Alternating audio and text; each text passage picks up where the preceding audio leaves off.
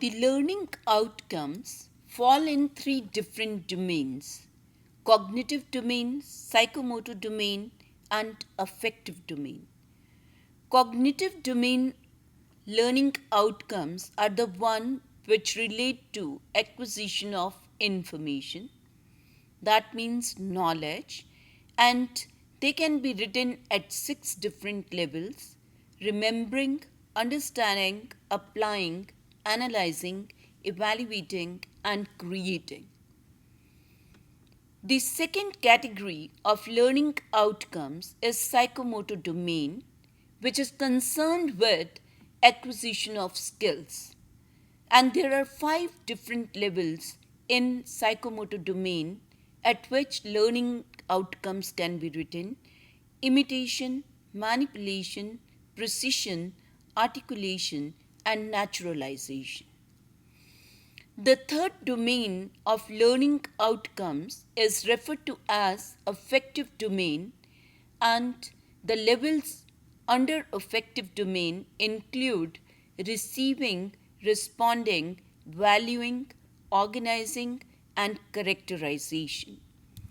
A teacher who is planning instruction needs to take these learning outcomes into account and select appropriate evaluation techniques.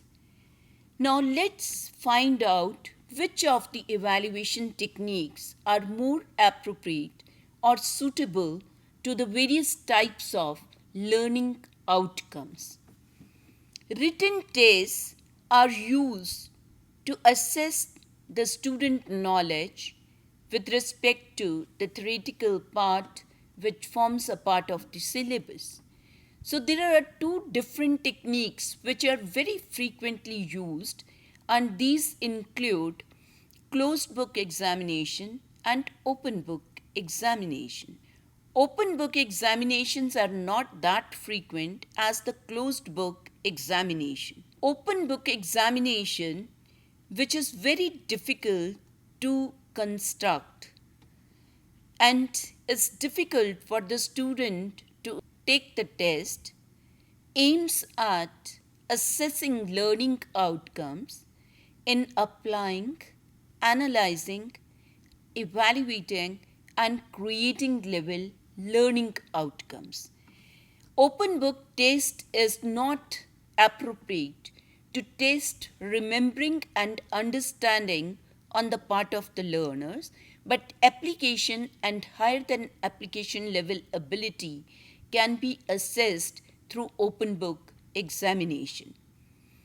When it comes to closed book examination, there are different types of questions or items which can form part of the closed book examination, and here you can classify these into 2 broad categories: supply type questions and selection type questions.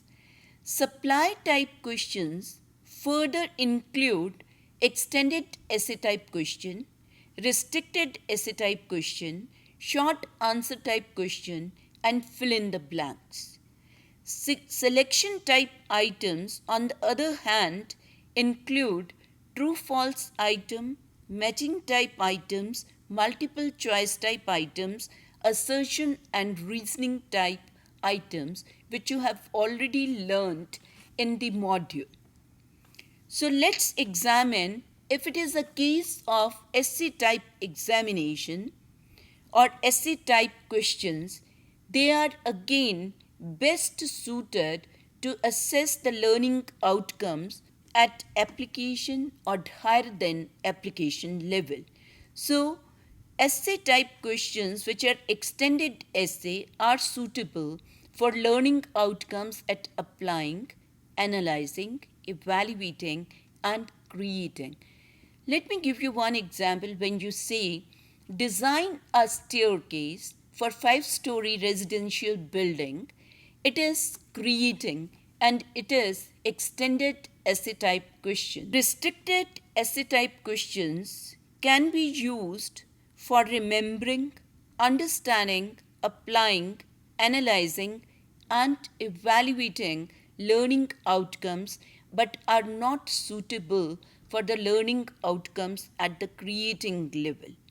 Short answer type questions are suitable only to assess learning outcomes at the lowest level, that is, remembering and understanding. You cannot test application and higher than application level ability of the student with short answer type questions, because when we say short answer type question, primarily these are nothing but very brief answer is required on the part of the learner, and you can ask, say, define superconductivity, or you say state two advantages of superconductivity, or list two applications of superconductivity, and so on.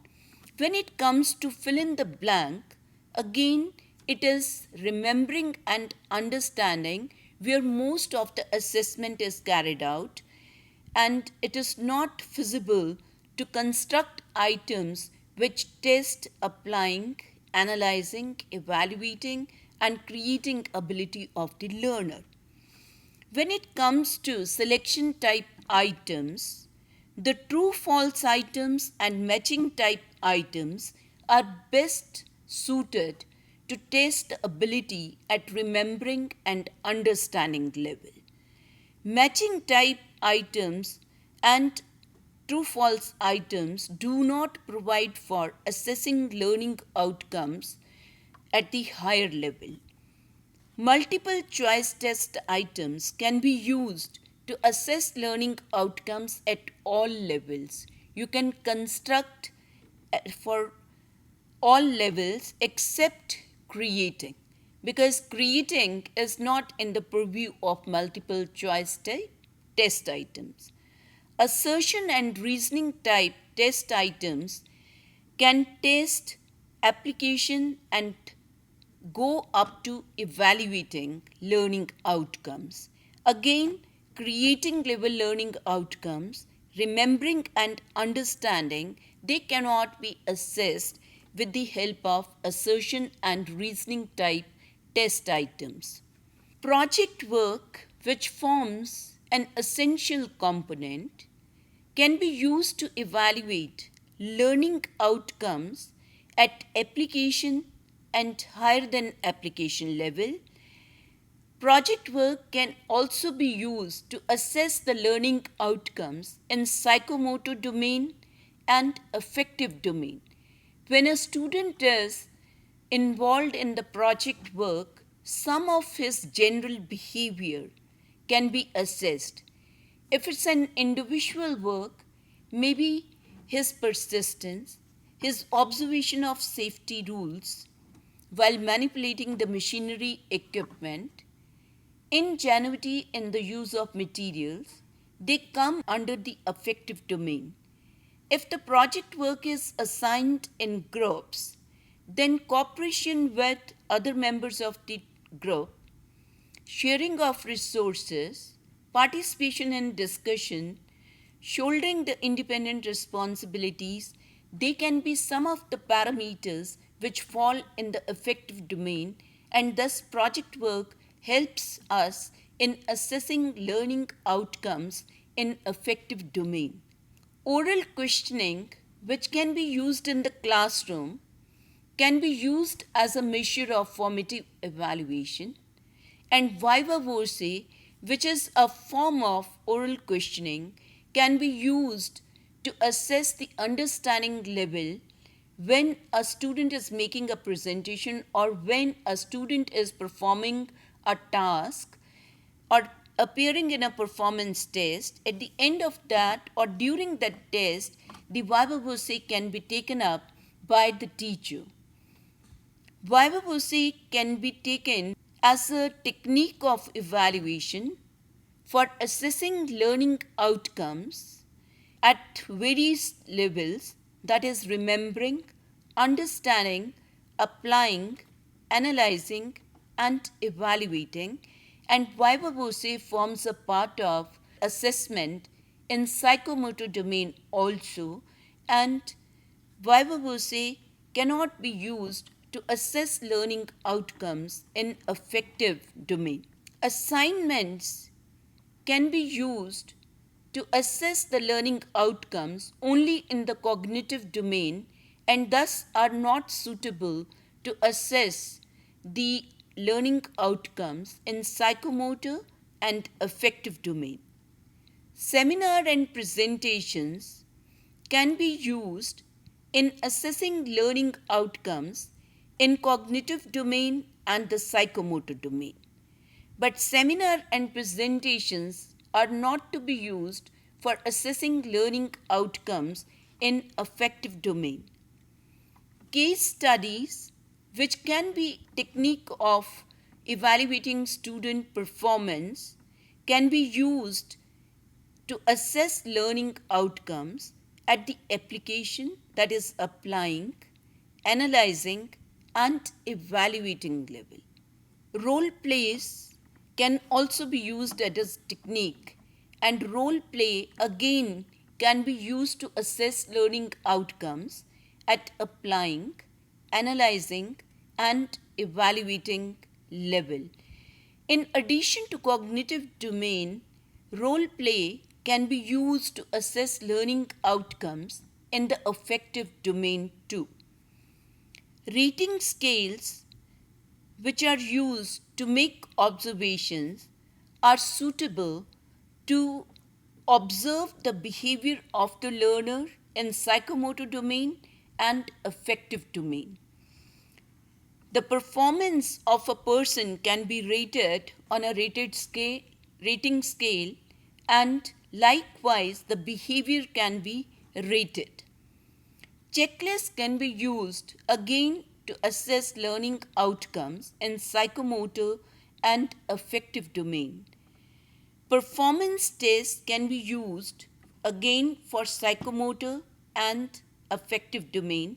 When a task is given to a person, then you can assess the behavior of the learner. So performance test would include laboratory experimentation, workshop experiments which are given, drawing exercises which are given, and affective domain will be when a performance task is given to the student and his behavior is observed. While the performance test is used, you can use checklist and rating scale along with it. Standardized tests which are available, they can be used to measure the learning outcomes in the cognitive domain because there are number of standardized achievement tests, and you can utilize those achievement tests to measure the knowledge on the part of the learner. As far as affective domain is concerned, there are large number of standardized tests which can help you to gather data about your students with respect to their ability levels, maybe intelligence, aptitude, personality, learning styles, etc. And they also help you to assess the attitude of your students towards number of processes or phenomena, or you can test the other dimension related to, maybe you would like to assess the stress, decision making, creativity. You can use standardized tests and gather the relevant data. The assessment techniques which are used, rubrics can be used for various techniques of evaluation or to assess the soft skills on the part of students. You can prepare rubrics which you have already learned in the evaluation of practical work, and rubrics can be prepared for assignments, term paper, project work, communication skills, teamwork, group discussions, presentation skills, seminar, classroom participation, etc. So while selecting evaluation techniques, teacher needs to keep in mind the various learning outcomes which he has already stated, and then he needs to select the relevant and appropriate techniques.